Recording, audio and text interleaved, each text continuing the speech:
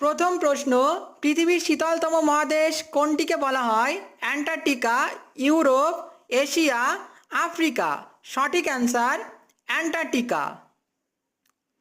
সাদা মহাদেশ কোনটিকে বলা হয়? Antarctica, Europe, Asia, Africa. সঠিক অ্যান্সার অ্যান্টার্কটিকা। অ্যান্টার্কটিকা মহাদেশের স্থায়ী বাসিন্দা হল তিমি, সিল, পেঙ্গুইন, হরিণ।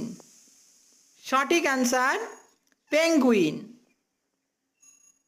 অ্যান্টার্কটিকা মহাদেশের সর্বোচ্চ শৃঙ্গ হল Mount Erebus, Mount Everest, Mount Abu, Vinson Massif. সঠিক অ্যান্সার ভিনসন ম্যাসিভ।